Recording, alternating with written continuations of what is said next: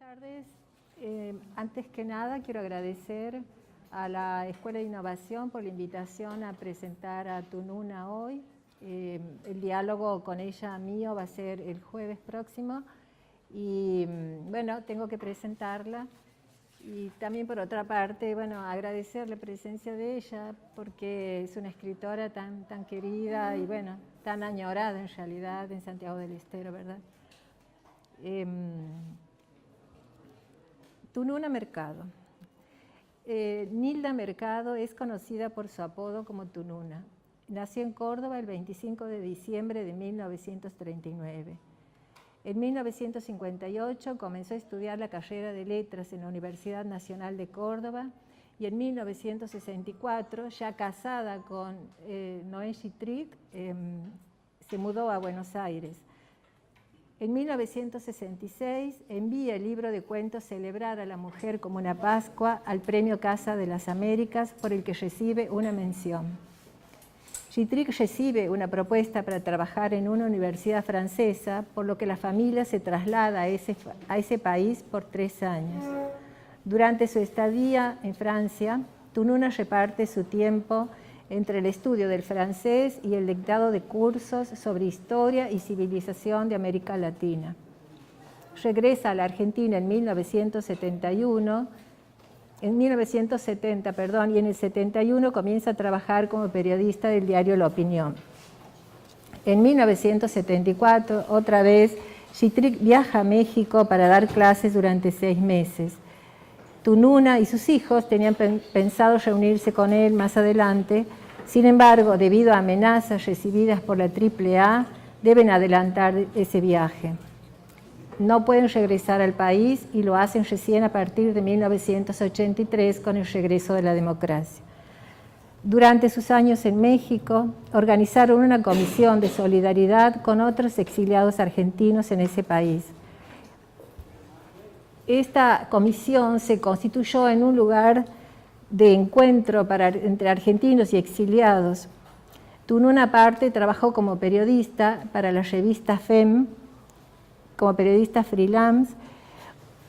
Sobre esto, en una entrevista radial, Tununa comenta la importancia que tenía el encuentro que tuvo en México, al que llegó en 1975, comenta de su participación con las feministas mexicanas como un encuentro y una apertura al mundo en realidad, porque coincidió con la primera conmemoración del Día de la Mujer, en la cual se encontró con mujeres de todo el mundo. Esta revista fue dirigida por prestigiosas escritoras, entre ellas la muy conocida, creo que en esta zona, Elena Poniatowska. Además, trabajó en prensa de la Dirección de Artes Plásticas del Instituto Nacional de Bellas Artes. En 1987, Tununa y su familia, como ella dice, los suyos, regresaron a vivir a Buenos Aires. La obra de Tununa es vasta, sin embargo, podemos observar que entre el primer libro, que Celebrar a la mujer como una Pascua, de 1967, y Antieros, de 1987, han transcurrido 20 años. Son los 20 años del exilio, de estar afuera del país, del destierro, como también ella lo nombra, ¿no? 1988 publica Canon de Alcoba, que son cuentos. 1990, la novela En estado de memoria. 1994, La letra de lo mínimo, que es un ensayo. 1996, La madriguera, que también es una novela. 2003, Narrar después, ensayos. Y 2005, Yo nunca te prometí la eternidad, que es una novela. Por otra parte, Tununa, yo tuve una experiencia con ella en la década del 90, viviendo en Buenos Aires. Tununa era muy leída, la obra de ella era la obra muy leída. Me acuerdo que junto con En estado de memoria y Canon de Alcoba, era muy discutida y necesitada, y se discutía la construcción de En estado de memoria, y la cuestión de cómo escribir la memoria y cómo escribir el exilio en Argentina, ¿no? He tenido el placer de participar en un grupo de estudio donde se leyó la obra de Tununa, y bueno, también tengo el honor de tener en estado de memoria dedicado por Tununa, pero de 1991. Todo esto va marcando la edad mía y de cuándo andaba estudiando. Los premios y distinciones que ha recibido esta gran escritora son 1969, Premio Casa de las Américas, 1988, Premio Boris Vian por Canon de Alcoba, 1998, Beca Guggenheim, 2004, Premio Conex, Diploma al Mérito, 2004 también, Medalla Presidencial Pablo Neruda, 2007, Premio Sor Juana Inés de la Cruz por su novela Yo nunca te prometí la eternidad, que reconoce a escritoras en lengua española. 2014, Premio Conex, Diploma al Mérito. Bueno, resumen es, vivió en México, sin embargo, Tununa no se considera una escritora del exilio. Trabajó como periodista como una forma de conectarse con esa nueva tierra. El oficio dejaba entrar en la vida de la gente, en los libros y en la cultura. Otra característica, digamos, a lo que Tununa cuenta, y la cuenta en esa misma entrevista que escuché, es su pasión por el tejido. Estuvo en México y durante 2 años recorrió una distancia muy larga para aprender a tejer gobelinos, con maestros del gobelino. No sé qué más plantear. Bueno, resumen, nació en Córdoba, vivió en Francia, estuvo exiliada en México durante la última dictadura militar. Vive en Buenos Aires ahora. Y ahora con nosotros una de las escritoras más importantes de la Argentina.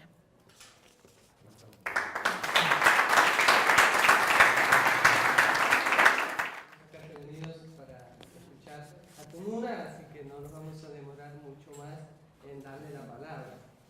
En primer lugar, te quería consultar por la cocina de tu escritura, ¿sí?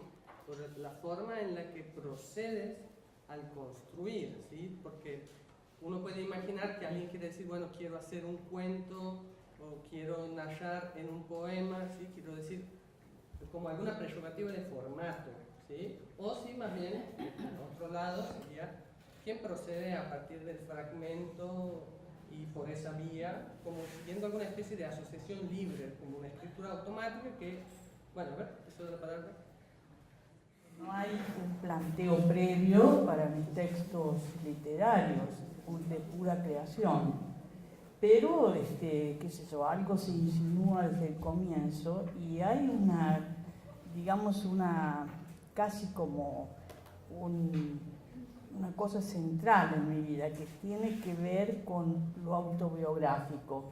Es decir, siempre parte de alguna historia familiar, de alguna historia de mi entorno. La infancia es muy importante. Después, a medida que pasa el tiempo, bueno, el exilio, la situación que se plantea como desterrada en México, y después, bueno, una intuición sobre la palabra que me lleva a empezar a escribir, pero no hay, ¿cómo decirles?, una programación clara. Lanzo y ahí voy. Incluso con los textos considerados autobiográficos. Y incluso también, porque los textos autobiográficos, como ser cuáles, diríamos. Los que consideramos novelas también. Sí, sí, sí. Memoria. Bueno, sí, yo creo que ahí sí surge una idea de que voy a contar mi historia, pero es un poco laxo, no es una cosa programática, quiero decir. No hay, salvo, como les decía, cuando tengo que escribir sobre un tema específico ya que se me encomienda, ¿no? Ahí sí parto de una premisa y la voy cubriendo hasta que el sujeto sea completo, ¿no? ¿Sí? ¿Te ¿Me gusta? contesté? ¿Sí? ¿Algo más?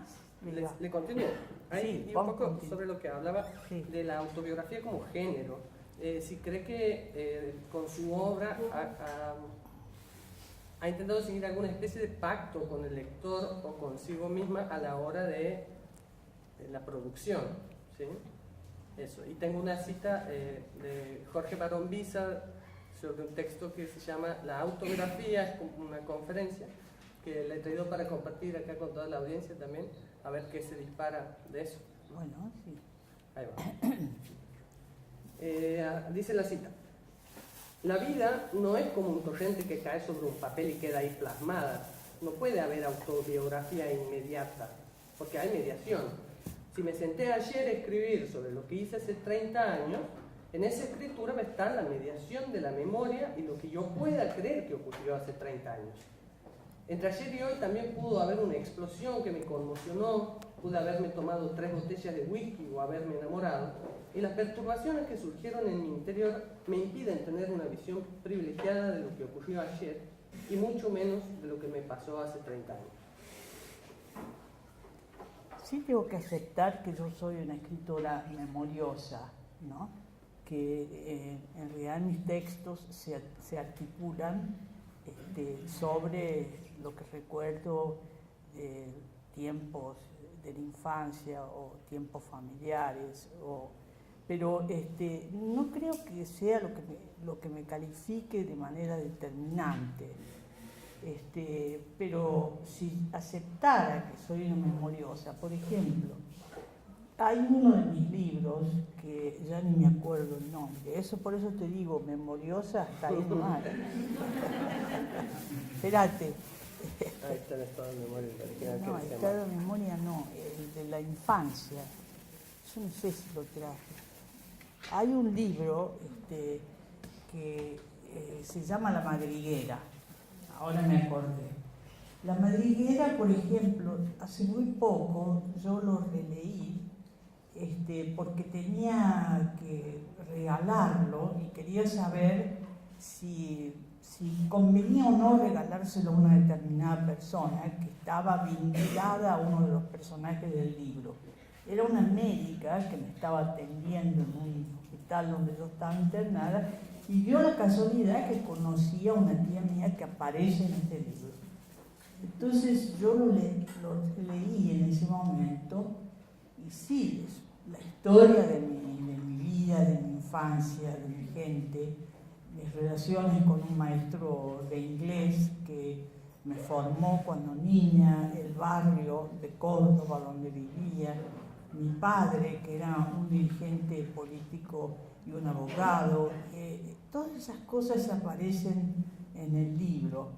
Y después que terminé de leerlo, yo dije, basta con mi infancia, no quiero más estar ligada a eso.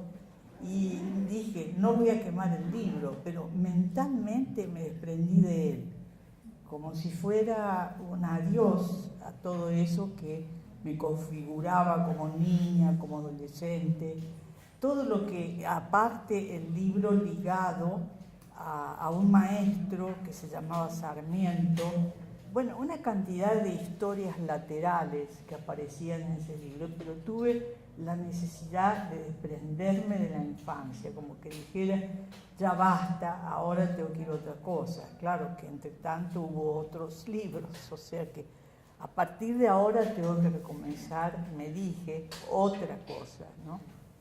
Bueno, esa es la relación con la memoria, ¿no? Y en estado de memoria, que creo que lo vamos a trabajar contigo. El jueves, sí. Bueno, este libro sí fue como resumió toda mi situación después del regreso del exilio. En realidad yo estaba en un estado muy especial, porque los regresos del exilio son muy duros, porque después de tantos años, el reencuentro con los lugares, la gente que no está, las cosas que se han perdido, los objetos, las casas que uno tenía y no están, todo eso me puso en una situación de parálisis. Y esa parálisis duraba un tiempo y en un momento dado vino Noé, que es mi marido, y me dijo, bueno, ¿y por qué no escribís? Y fue como una orden, fue como una especie de búscase. Ahora, ¿por qué no escribís? Y yo, como si fuera un autómata, me senté en la máquina y empecé a escribir este libro. O sea que él me sacó de esa especie de estado catártico, no, como le quieras llamar, y empecé a escribir este libro. Desde luego que nunca son empresas muy grandes, son libros cortos, breves, no, salvo que es una novela importante de tamaño. En general, yo soy de escribir breve, ¿no? Bueno, después hay, no sé, no traje todos, pero está en estado de memoria, y después está Canon de Alcoba, que ese sí fue una especie de desafío. Yo estaba viviendo en México y empecé a escribir estos textos como para jugar con ciertas imágenes eróticas, y de pronto se fue armando un volumen que intenté publicar en México, pero que no tuve suerte, y que también intenté mandar al concurso La Sonrisa Vertical de España, de Tusquets. Pero no corrió ahí porque dijeron que no era lo suficientemente erótico pornográfico, que no medía para ese concurso, entonces me dejaron fuera. Pero bueno, después cuando vine a Buenos Aires, ahí lo publicamos y sacó un premio en ese Boris Vian, creo que dijiste, ¿no? Sí, ese premio Boris Vian lo daban a autores que algunos ya habían sido premiados, pero es decir, un premio dado por escritores. Y para mí fue muy importante porque yo acababa de llegar, en cierto modo, todavía no me había hecho de un espacio en Buenos Aires. Y bueno, esa es la historia de Canon. Y después Yo nunca te prometí la eternidad, que es que salió, que es una historia, una especie de novela en torno a, digamos, el espacio o el ámbito en el que se sucede es la guerra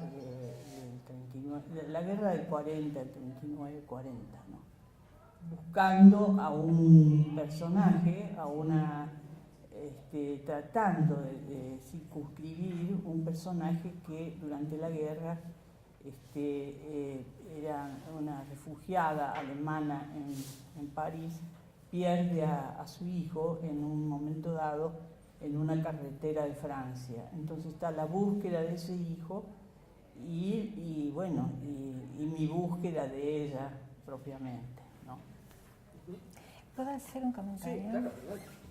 Sobre esta pregunta y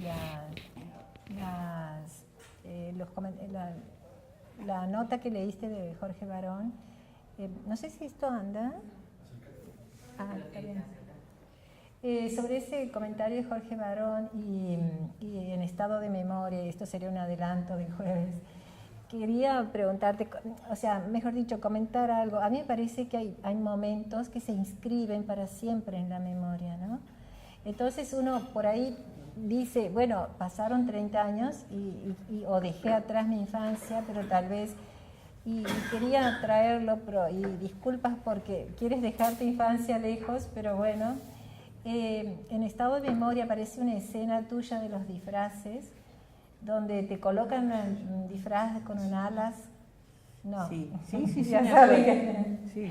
Bueno, o sea, en la novela, en estado de memoria, yo lo que en realidad estoy planteando es que, si bien la memoria, transcurrido un tiempo, termina siendo un recuerdo tal vez subjetivo, creo que suceden cuestiones que quedan tan inscriptas, tal cual, a todos nos debe pasar eso, que uno lo repite, cuando lo escribe me parece que lo repite, eso pienso.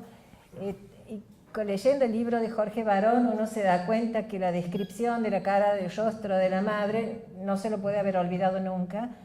Y entonces me acordaba de una escena que en estado de memoria donde Tununa cuenta que ella participaba en las actividades, en los actos de la escuela, en la escuela primaria.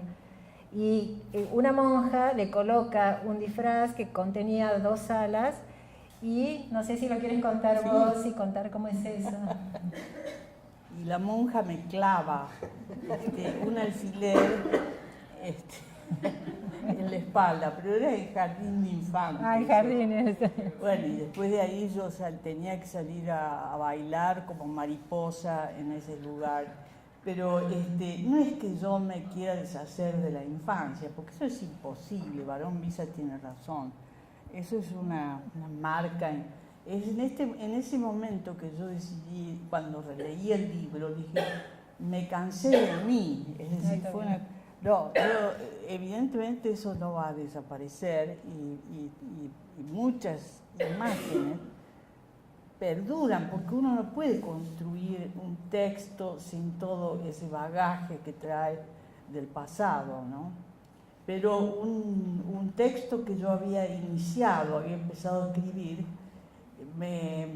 y he dejado 2 figuras detenidas ahí, 2 ancianas, en 2 espacios diferentes, y esas 2 ancianas, una que era de mi familia, y la otra que estaba en un lugar muy pobre, casi de extramuros, a las 2 yo quería unirlas y hacer un texto en el que figuraran como enigma, ¿no?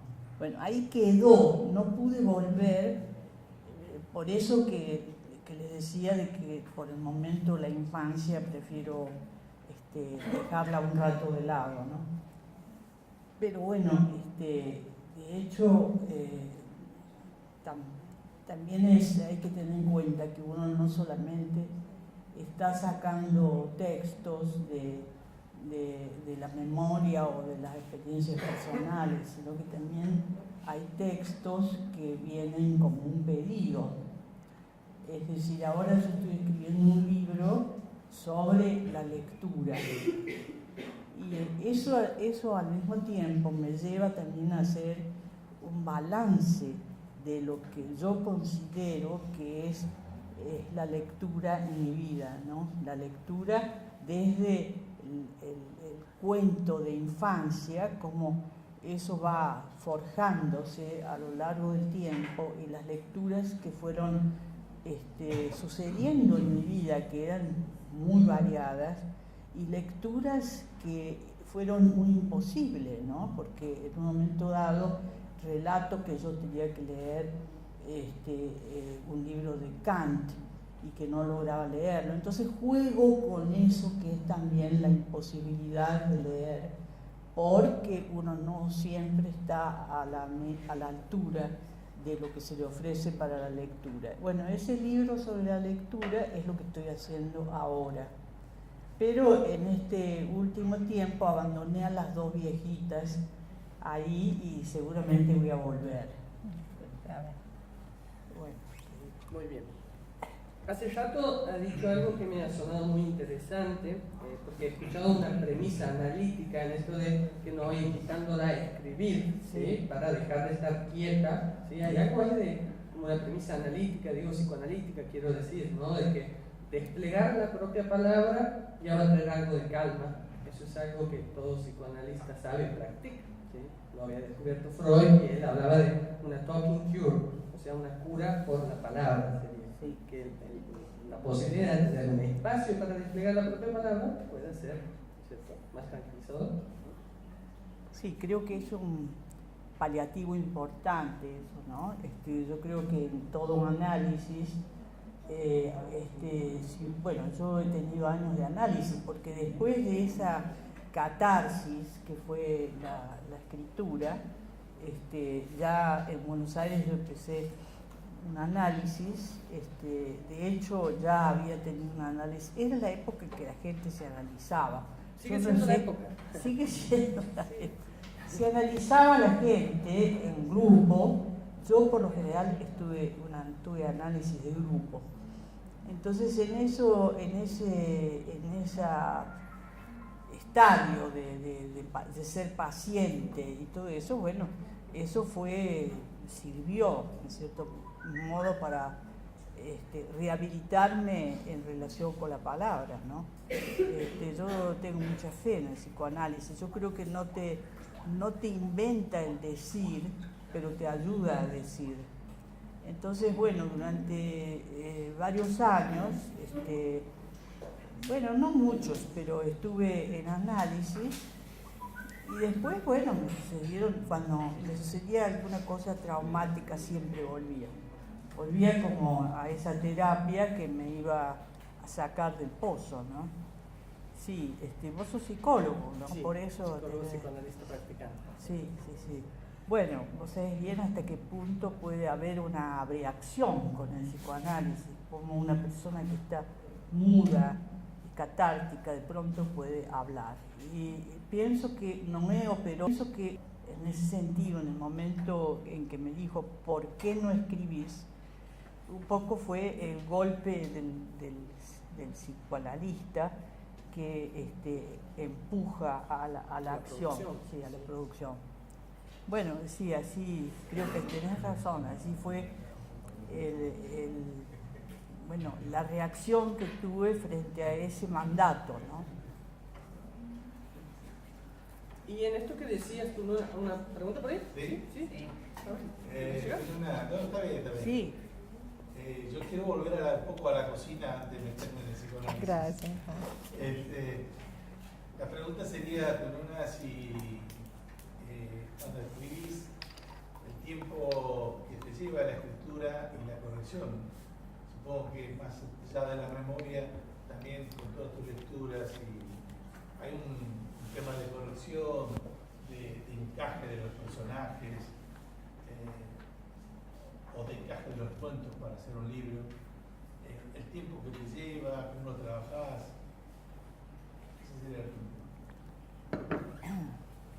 Bueno, no me voy a hacer la sacrificada, ¿no? ¿Todo te sale bien?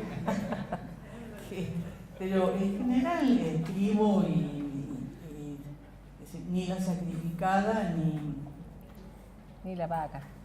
ni la vaga, no. No, la vaga no, sino la suficiente, Pero en general la cosa sale así y mucho no hay de corrección ni de retoque. Hay relectura, a veces yo le pido a Noé que me lea lo que yo he escrito, pero en general sale así, es decir, no tengo una... En el caso de Yo nunca te prometí la eternidad, ahí yo sí volví mucho sobre el texto porque recogía testimonios de otras personas, entonces yo tenía que estar segura de que no había ninguna tergiversación, ¿no? Y hay veces que consultaba con esas personas que yo había entrevistado si estaban de acuerdo con que se dijera esto o lo otro, ¿no? Porque eran cuestiones que tocaban a cosas muy profundas, ¿no? Pero en general no soy de corregir mucho, tampoco escribo mucho, o sea que no hay que creer que el que escribe mucho está más obligado a no perder la línea, ¿no? Eso sí, yo sí corrijo muchas cosas de otros. Amigos que me pasan textos, amigas, sí, los ayudo a revisar y les encuentro la línea negra, digamos, lo que no debe estar. Eso sí es algo que he hecho toda la vida y que muchas veces me han estado muy agradecidas, ¿no? Han estado agradecidos de que yo les hiciera el prólogo, la primera parte, la introducción de un libro, y que el libro salía limpito, ¿no? Eso sí lo he hecho mucho. No sé si respondo, Uri, a lo que... Muy bien. ¿Sigo por acá? Sí.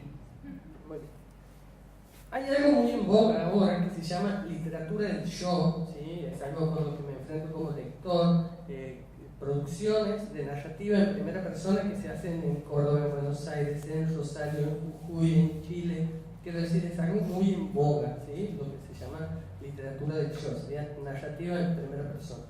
Le he consultado a Luciano Lamberti, que es un autor cordobés, por esta cuestión de lo muy en boga que está la literatura del yo, y le pedí algún comentario sobre el tema y me dice de que a su modo de ver plantea como una hipótesis de que esto de que sea un fenómeno de masas, la literatura del yo tiene que ver con intentar entregarle algo al lector más cercano que la poesía.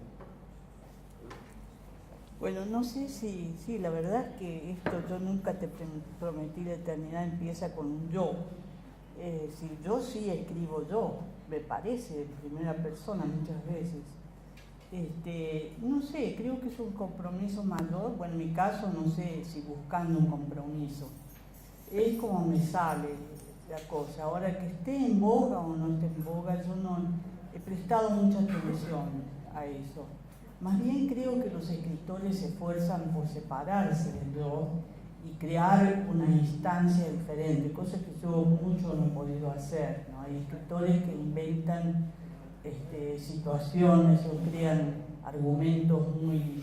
Pero estoy pensando si todas son del yo, ahora ya no me acuerdo. Bueno, mi memoria, pero en estado de memoria sí es el yo.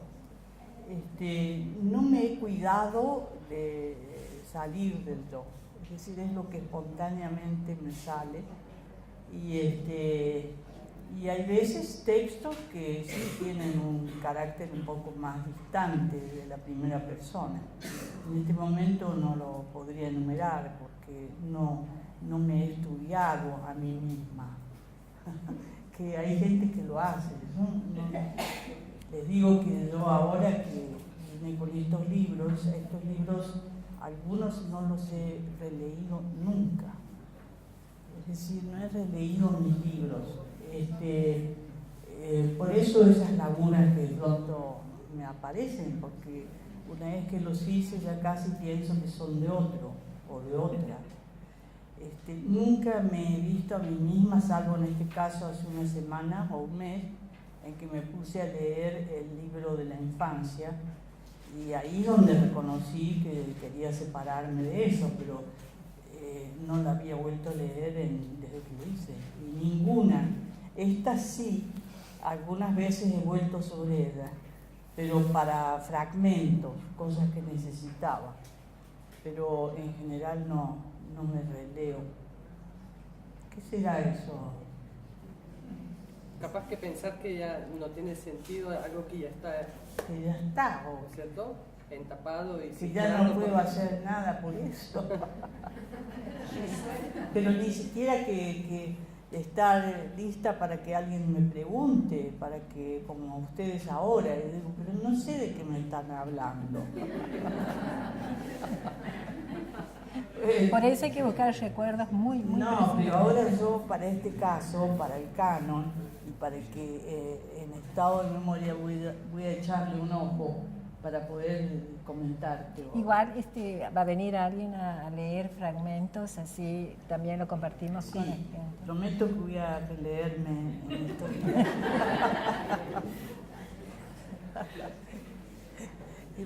Yo soy una autora que no lo pretendo, pero muy fuera de serie, es decir, muy singular, no me parezco a nadie. La verdad es que aparto los ojos cuando hay,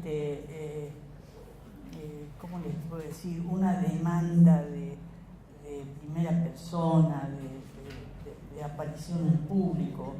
Es decir, sí, para cosas que tienen que ver con una acción, con una militancia, sí, ahí estoy presta para aparecer en público, ¿no? Que son todos los temas que conciernen al feminismo, a la política o a la lucha por la liberación o para, en fin, los derechos humanos. Para todo eso sí, no tengo ningún inconveniente en aparecer personalmente, ¿no? Muy bien. Otro fragmento de cita que tengo de esa conferencia de Barón Vista que le comentaba es que Sí. cuando uno opina sobre sí mismo es cuando habitualmente más se equivoca. Eso dice Barón Vista. ¿Será que yo estoy no queriendo equivocarme? Qué bueno. No corre ni ¿Y el dónde cielo. están todos esos textos de Barón Vista? Eso existe en internet porque no está publicado en ningún texto en libros. Hay una página de Eterna Cadencia donde está. Es una ya. conferencia que dan en una universidad de Río Tercero, en Sí. Córdoba en el 2001. Ah, sí. Ahí hay Ah, habla sobre lo puedo buscar, ¿no? Sí. Te lo mando, te lo hago llegar. Ah, Te bueno. lo hago llegar. Bueno, no quiero que se desalienten por esto que estoy diciendo, pero no podría adornar mi ego de otro modo. De hecho, lo estoy adornando porque estoy dando algunos aspectos de mi persona que es, bueno, por lo menos darle forma a mi yo. Eso es muy interesante lo que está diciendo, que con la escritura darle lugar a un yo, ¿no? A una existencia. Otra cosa que decía Barón Vista ahí, en ese mismo texto, es que de lo que uno escribe es para salvarse de la muerte, así lo dice. Leído El mal. límite inferior estaba escribir contra el chisme y, bueno, era como su salida, esa era su palabra. Luego tengo otra consulta con una. ¿Qué pasa que así lo escuchan ustedes también así? Capaz de mi boca. Estamos en el mar, por eso. Algo así. Me gustaría consultarte, Tununa, sobre tu experiencia con el campo editorial y en especial con el rol de los editores en Argentina, puede ser en México también. Y te quería preguntar sobre Jorge Burnichón en particular, a quien mencionas en Estado de Memoria. Pero Burnichón yo no lo tuve como editor, sino como amigo. Jorge no se llamaba Jorge. Jorge. Burnichón el viejo. Sí. Jorge. Bueno, la verdad que fue una figura muy cercana a nosotros durante largo tiempo. Lo vimos en Bahía Blanca. Él andaba por el país con sus libros. Era un tipo muy brillante, muy certero, y los libros que publicaba eran realmente únicos. Yo no sé si todo ese acervo se ha preservado o existen reediciones de los libros de Burnichón. Eso es algo que hay que averiguar, pero bueno, también éramos amigos de su mujer, Saleme, de Burnichón. Es gente de Córdoba, es gente que estaba cerca de nosotros en el momento en que nosotros vivimos en Córdoba. Ahora, su destino fue terrible porque lo mataron, ¿no? ¿Cómo fue eso? Recuerdan.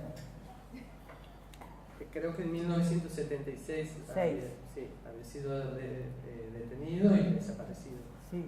Nunca aparecieron sus restos.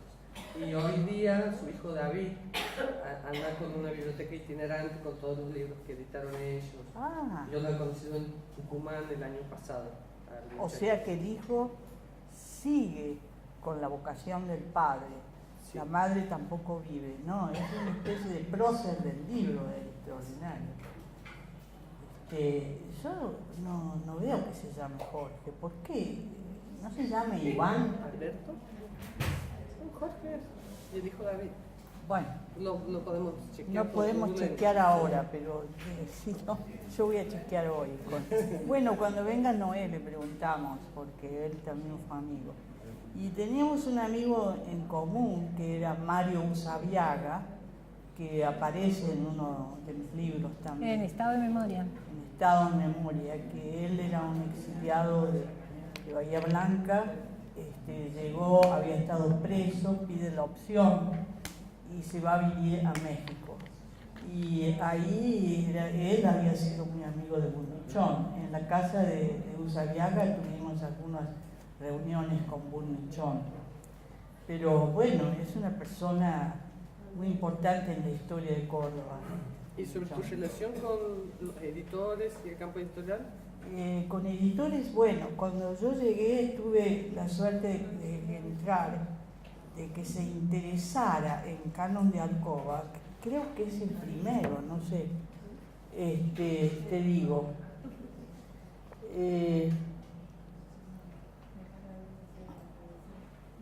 Fue Ada Korn la que se interesó en este libro.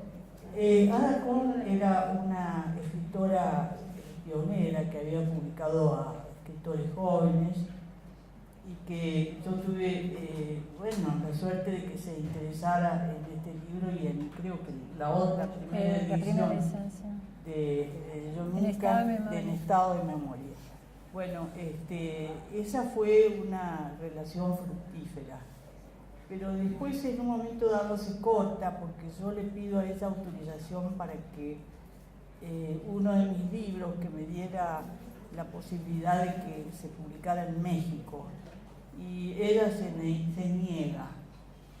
Entonces, bueno, se corta eso y con el tiempo aparece esta editorial Planeta que toma mis libros, Seix Barral, Planeta, Tusquets, sí, y bueno, en este momento ellos son los que tienen mis libros y de tanto en tanto hasta recibo algunas regalías.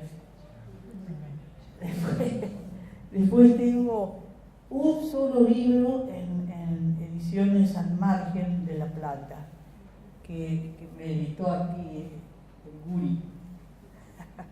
Bueno, ese libro no sé si está para que ustedes lo vean, porque yo creo que vi un solo ejemplar y después ya no supe más nada de él, pero era un libro muy bonito. ¿Usted lo tiene? ¿Editó? Agotado. Se agotó. Hasta se agotó para mí. Eso es lo mejor que un editor puede decir. Fantástico, sí. Y bueno, he tenido suerte porque algunos, por ejemplo, Yo Nunca Te Prometí la Eternidad, fue traducido en Italia y se publicó, después algunas otras traducciones al portugués y el Canon de Alcoba se está traduciendo al inglés en los Estados Unidos por una muy buena traductora, que supongo que este año va a salir. Y Yo Nunca Te Prometí también, pero no he tenido más noticias de mi traductor. Espero que esté vivo. Pero no me ha dado cuenta de este libro en años. Bueno, así me ocupo yo de mis cosas. Bien. Bien. Me encanta. ¿Una ronda de preguntas? ¿Alguien tiene por ahí? A ver esas manos levantadas. Alcen las manos. Por ahí escucharla leer con su propio texto y poder tener Algo ahora. escucharlo desde su voz. ¿Qué podemos leer? ¿No te parece que podemos leer algo? Algo de la infancia. La madriguera no está ahí. No tenemos madriguera. No, no está en estado de memoria. Alberto es Bonichón, no Jorge. Alberto, ¿viste? Ahí va. Pero ¿qué buscaste ahí? Ah, corregí, ¿eh? No, por eso en esta época no duran las discusiones nada, ¿no? Se acaba ya. Gracias. ¿Cuál es? Ese A es ver, Canon de Alcoba. teneme así. A ver qué poner acá. Un pedacito, ¿no?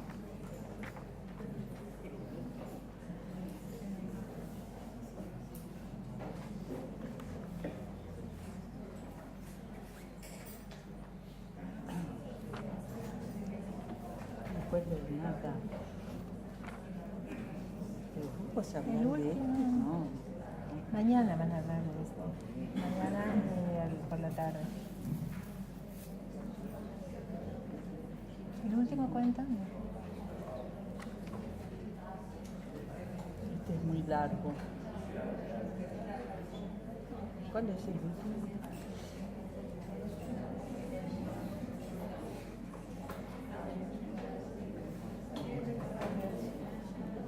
Pero como de este, a ver decirles que como de este se va a hablar. Eso se ve. ¿Cuál es el último? Aquí está el índice. Punto final. Ese. Tal vez sí es largo. Es muy largo.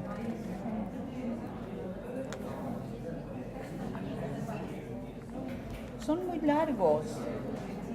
No le vamos a quitar a...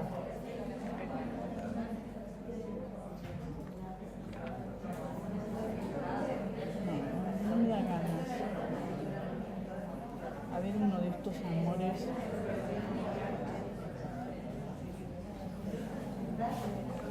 Este cortito.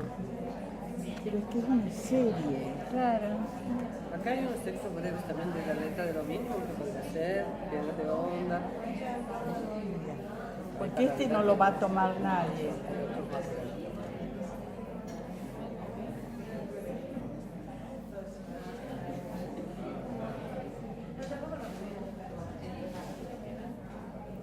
Por ahí también sería bueno que nos cuentes tu experiencia con el tejido. Acá no hay nada del tejido, ¿eh?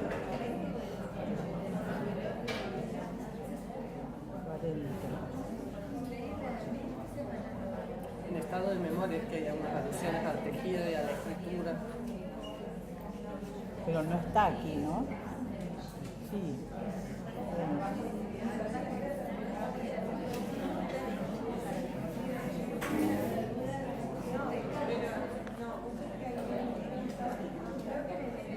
Bueno. Sí, yo creo que leer casi cortado, pero puede ser. Puede Bueno, ser. ¿quieres que tenga el... ¿Está bien? Bueno, les voy a leer. Mario. Este es un texto que se llama, que fue presentado en una mesa. Una mesa que se llamó La mujer como sujeto del texto, primera jornada sobre mujeres y escritura. Esto fue en agosto del 89, o sea que capaz que no sea muy moderna yo, porque es del 89. En los últimos años, quizás como consecuencia de la vocación obstinada del feminismo por ganar el uso de la palabra para las mujeres, borrando un destino de mudez y confinamiento, la escritura apareció como el espacio más alto de libertad. No solo había que hablar, sino que había que dejar por escrito la corriente que ahora se soltaba, inundando a borbotones cualquier madre o río madre que ofreciera sus cauces. Robar el texto fue como robar el fuego. El crepitar de la composición escrita a veces se extinguía en las nieblas del amanecer o lanzaba humaredas mortecinas bajo súbitas descargas de lluvia. Una mujer volvía a encender la lámpara y en el estremecimiento de ese poder conquistado reverberaba una remota, a veces vergonzante noción de lo sagrado. El acto, recomenzado cada vez con la misma y aparentemente rutinaria devoción, no podía ejercerse sino en reclusión, de incógnito y de manera furtiva. Ese protocolo de escribanía no se escribía en primera persona, pero aun cuando se usara el subterfugio de un ella, el sujeto de enunciación escamoteado bajo ordinales, tercera y hasta segunda en singular y plural, era un yo. El ella en el que se escondía el yo fue para mí una de las formas más inocentes, aunque salvajes, del sometimiento, y para ligar los términos con pertinencia de la sujeción a un sujeto literario que la retórica sancionaba como modelo narrativo. Como esa dominación de la norma me repugnaba, llevándome a la rebelión, muchas veces traté incluso de eliminar toda persona y me interné en pasadizos oscuros y agenéricos, en reflexivos neutros que podían convertirse en cámaras heladas y al mismo tiempo quemantes por la energía que reprimían bajo la corteza del pudor. ¿Era ese el espacio de libertad conquistado? Yo creo que en mi caso se trataba, entre comillas, de hacer política.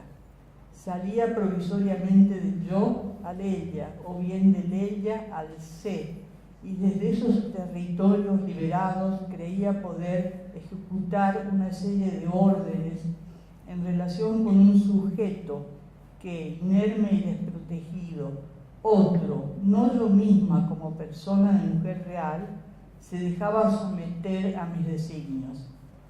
Ver sus desplazamientos, operar sobre él un femenino, hacer de ese sujeto un personaje, masculino o asexuado en la nomenclatura literaria, dejar que viviera por procuración o por préstamo en el texto, cederle el drama, era en verdad fabricar un monstruo mental multiforme y resbaladizo proteico. Pero ese artificio me permitía postergar un develamiento estratégico que tenía que derivar indefectiblemente en una renuncia.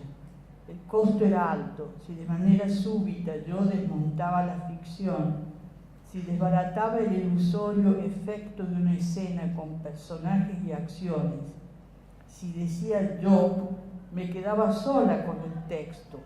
La escena se desdibujaba en el espejo y en esa superficie no quedaba más que el texto e incluso ese yo soterrado en las personas. Descubierto el juego de los ropajes, se adelgazaba como sujeto de denunciación para ser texto, texto como sujeto. Y la mujer, la de carne y hueso, aquella por la que luchó el feminismo, ¿dónde está? Voy a aventurar una rareza. Llegar a la escritura produce una mutación hormonal. Algunos dicen con palabras prestigiosas que el sujeto de la escritura es andrógino. Yo creo que es así, pero prefiero imaginar ese andrógino como alguien cuyos caracteres femeninos permanentemente lo traicionan. Como andrógino quiere vendar sus pechos, pero estos delatan su volumen a través de la ropa. Se sujeta los cabellos, pero estos se le sueltan, irredentos. En otras palabras, ese andrógino que escribe es una mujer o vuelve a ser mujer plenamente cuando ha transgredido el cuerpo de su propio género, cuando ningún carácter secundario la delata, la oprime o la obliga a ocultarlo, solo cuando reside en la escritura y por consecuencia cuando la escritura es.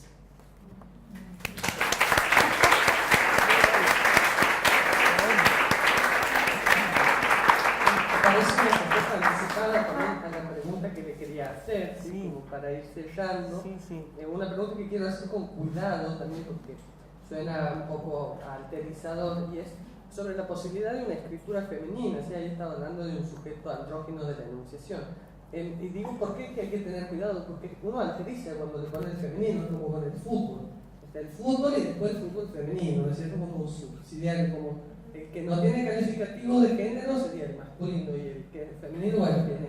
Entonces, le quería preguntar por la posibilidad de un sujeto de la enunciación femenino, ¿sí? En su escritura, bueno, no necesariamente. Y le cuento algo también de cómo es que nace esta pregunta. Y es porque me he encontrado leyendo poemas de un autor que escribe mucho, está muy presente en sus poemas el tema de sus elecciones homosexuales, ¿sí? Y es como un narrador diferente al andrógino, ¿sí? Es un narrador homosexual. Entonces, pensando en esa clave que le preguntaba, ¿no? Y yo creo que gravita así la identidad. En el caso del homosexual, por lo general, hay una tendencia a denunciar lo que se es. En la escritura femenina, yo no, como lo digo, no me parece que sea fácil identificar Eso se ha discutido mucho. Yo recuerdo que una vez en una mesa con Luisa Valenzuela, ella dijo, no existe la literatura femenina. Yo no sé si cambió después con el tiempo. Bueno, existe una literatura hecha por mujeres y hecha por hombres. Yo no sé si hay un rasgo de lo femenino que se puede identificar en un texto escrito por una mujer. ¿Qué sería? Femenino sería que cuenta, que borda, o que cose. Es decir, no me parece que sea posible una atribución de feminidad. Por lo menos yo no me he puesto a identificarla. Tal vez haya escrito, sí, y trabajo sobre eso, pero aparte no me parece necesario, ¿no? Porque estamos todos en una misma avanzada de escritura, y identificar si la escritura de fulano tiene rasgos gay. Manuel Buick tiene rasgos homosexuales. No, es un escritor pleno, en el que, salvo que haya una especie de deseo de mistificación, se empiecen a buscar que se diga que como él, detalles que podían hacerlo aparecer a él como un escritor femenino. Yo creo que es un escritor pleno, que no necesita que se le ponga un sexo, ¿no? Pueden ser estereotipantes esas características de género. Inútiles. Le leo un fragmento del estado de memoria en el que usted escribe, página 65.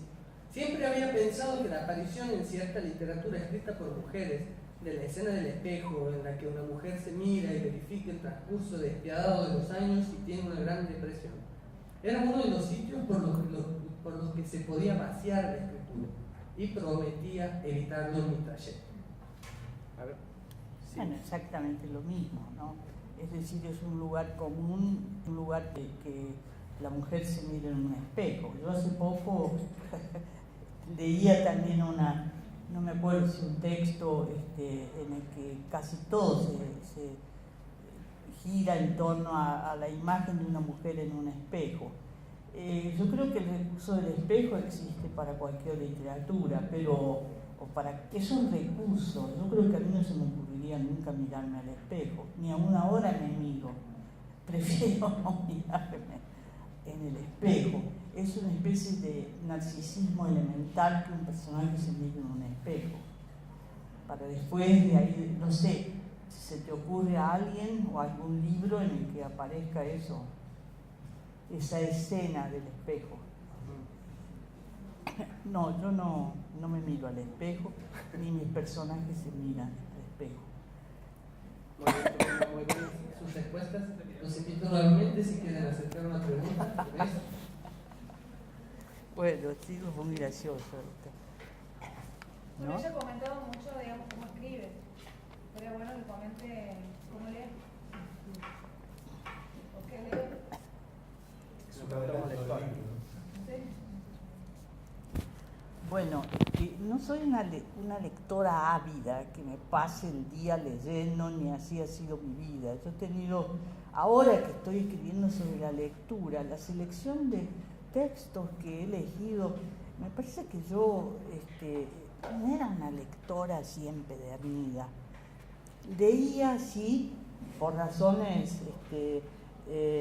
porque cuando estudiaba en la facultad mis maestros me fijaban las lecturas, y de hecho Noé, si es que no está todavía porque no me gustaría, Noé cuando fue mi profesor, bueno, teníamos que leer muchísimo literatura argentina, ¿no? Historia argentina. Pero no he sido una lectora aborazada. Tengo una manera un poco extraña. Voy dejando un libro y agarro otro, y después vuelvo sobre el anterior. Es decir, no rompo con un libro, y es muy probable que no lo termine para que no se me termine. Entonces vuelvo a otro, y bueno, y ahí quedó ese final que que quedó irrealizado. Esas cosas, esas trampas hago para mantener unos 2 o 3 libros en acción, ¿no? Por ejemplo, ahora estaba leyendo libros de lo más disímiles. Un libro sobre una extraordinaria kinesióloga que se llamó Irupé Pau y que acaba de sacar un libro que se llama Gimnasia Consciente. Curiosamente, yo fui a la presentación del libro creyendo que ella ya no estaría más, porque era una señora muy mayor, porque cuando yo era periodista le hice una entrevista y a partir de ahí conocí sus técnicas y bueno, ese libro lo estoy leyendo, que parece raro. Estoy leyendo el libro de Cristina, estoy leyendo cosas así, estoy releyendo un libro de Noé sobre Horacio Quiroga. Es decir, son 3, pero es muy probable que el de Noé lo vaya dejando y el de Irupé también, porque ya me voy a enterar qué es, y el de Cristina sea el que predomine, porque es el más actual y el que más polémica causa, ¿no?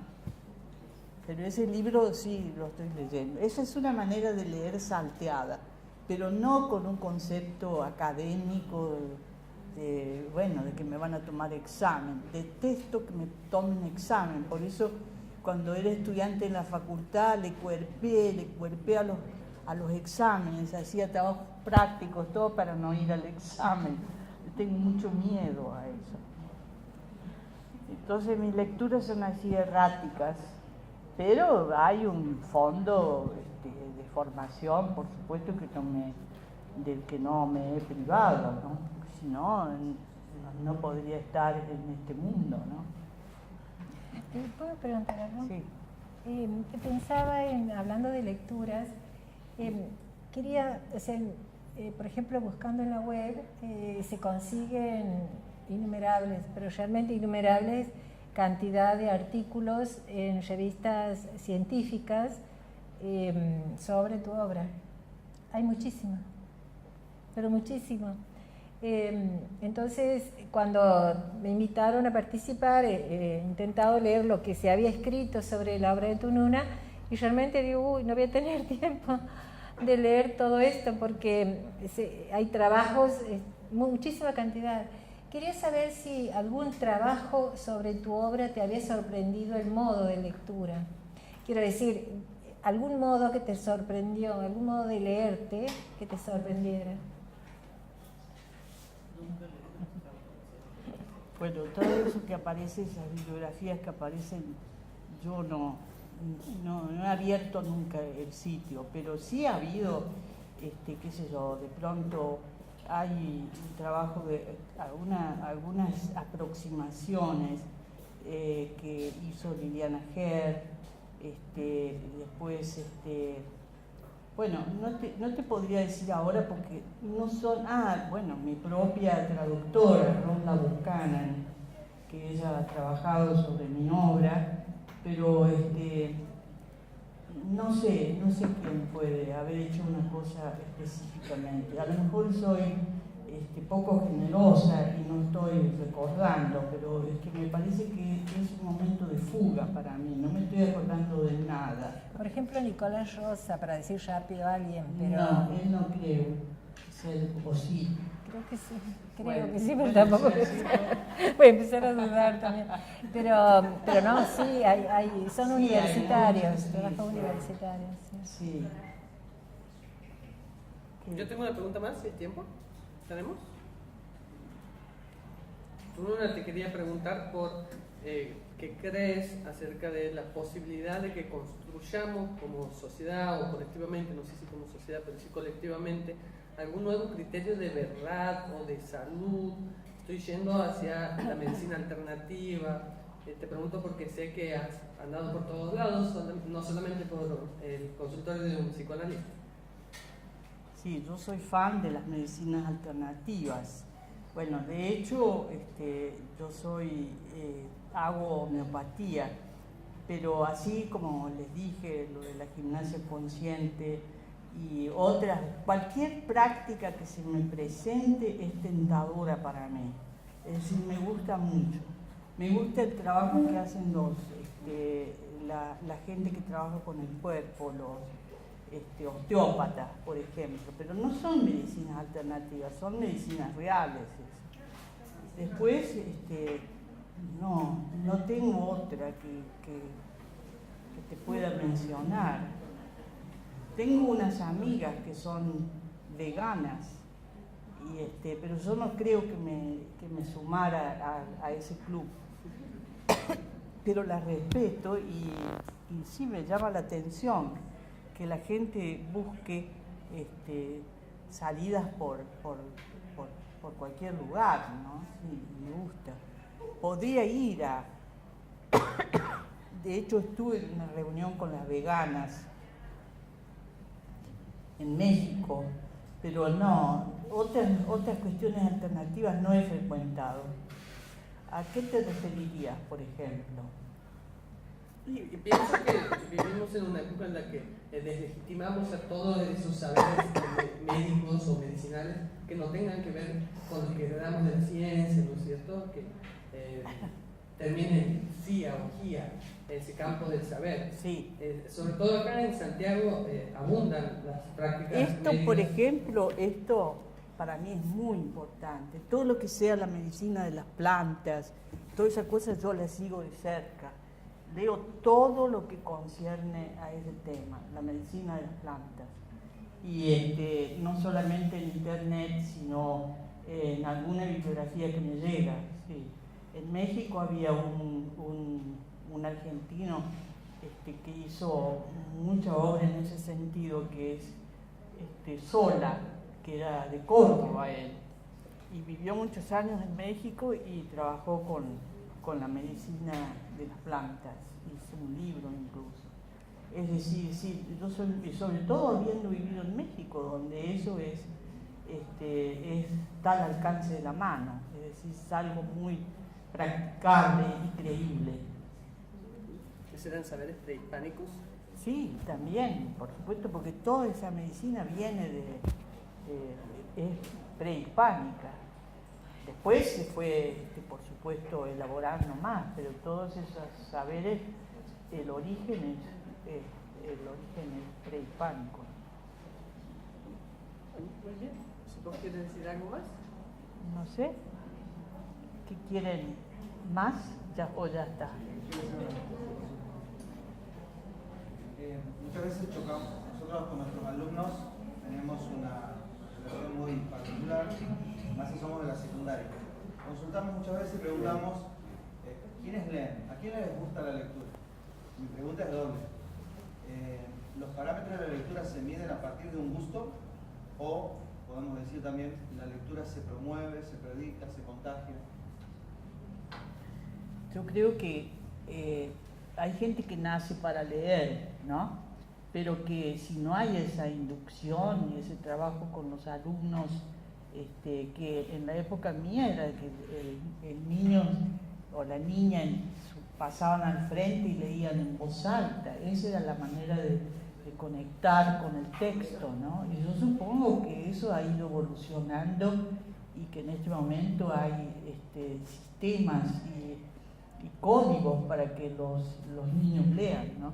No estoy mucho al tanto, pero creo que es un interés básico de cualquier educación que se formule para la escuela actual, ¿no? No sé cómo sea, pero me imagino que eso está vigente, ¿no? Y si no se enseña a leer y a escribir en el aula, ¿dónde? Si no.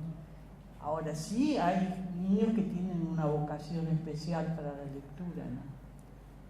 Yo creo que en todas las escuelas debería haber, bueno, por lo menos en mi época había bibliotecas. Ahora un amigo nuestro inventó una cosa muy interesante, que es que en varias escuelas ha creado unas bibliotecas. Como saben que los niños tienen un interés muy fuerte por el fútbol, ha creado bibliotecas en donde hay libros sobre fútbol y los chicos van y leen. Bueno, eso tampoco es necesario que un niño lea sobre las categorías del espíritu, lee sobre fútbol. Y esas bibliotecas están funcionando y están sirviendo a las escuelas para una relación del niño con el fútbol, ¿no? Bueno, yo sostengo, siempre he sostenido el horror de las peluquerías, en donde te ponen unas revistas horribles, Hora, bueno, todas esas. Yo digo, cada vez que he ido a una peluquería les digo, les voy a armar una bibliotequita para que ustedes tengan acceso a un libro, ¿no? Y bueno, así es. En Corea, por ejemplo, he visto que en los subtes hay unos libreros con libros, entonces la gente saca y pone y lee durante el viaje. Esa es otra cuestión, la lectura en el subte, la lectura en el tren. Entonces ellos han pensado que ahí tiene que haber una pequeña biblioteca, ¿no? Biblioteca en las peluquerías, en los consultorios, que es terrible también, unas revistas que uno se pasa ahí aburrido. Y si tuvieran una bibliotequita leería unos cuentos, ¿no? Bueno, creo que así lo veo yo, pero no puedo crear un plan nacional de lectura. ¿Por qué no?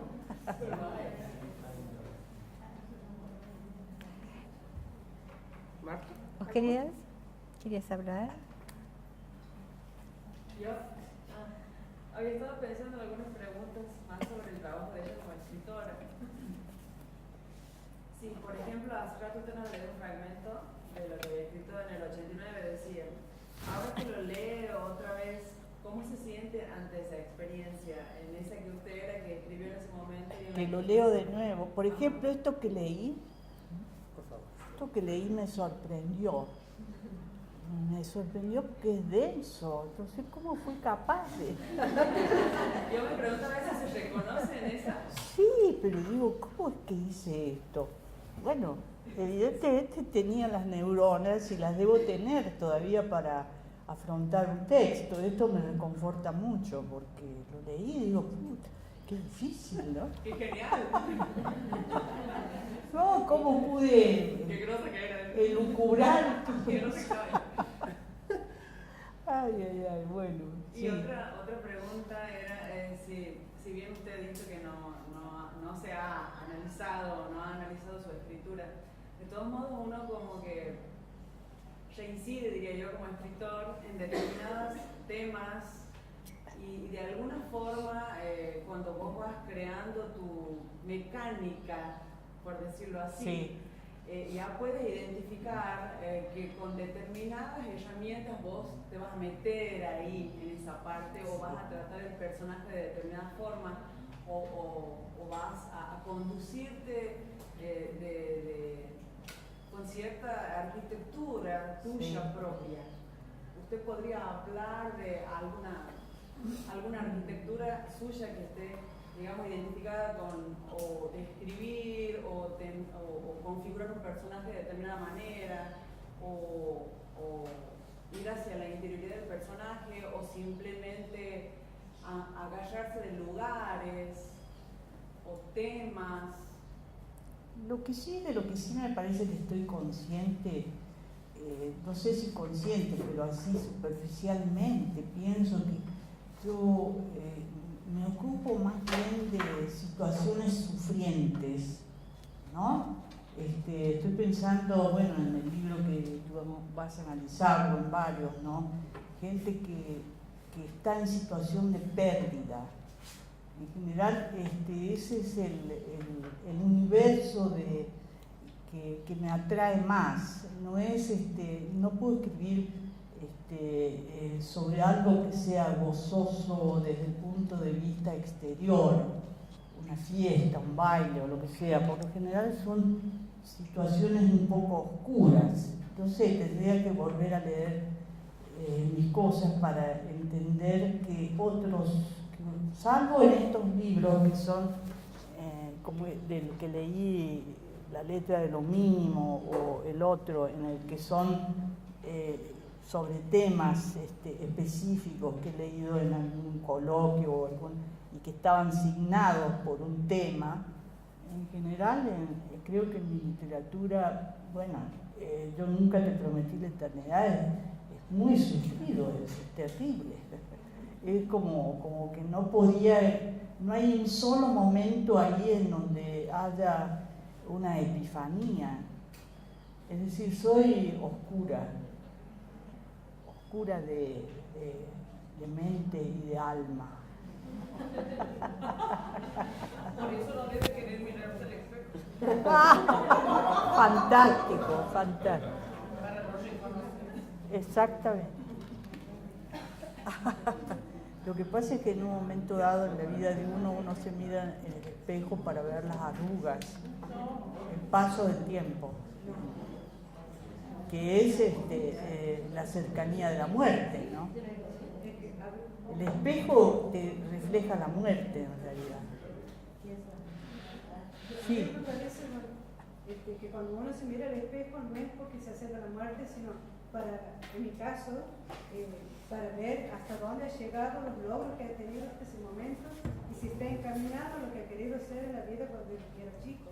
Por ejemplo, para mi caso, cuando yo a mí me mirándose en el espejo, no es que se está acercando a la muerte, sino que está en punto de inflexión donde se está haciendo una evaluación. Esta soy yo ahora, ¿no? Claro, si estoy conforme con lo que he llegado a ser en este momento y si todas las vivencias que he tenido me ha llevado a ser alguien que realmente me puedo reconocer. Claro.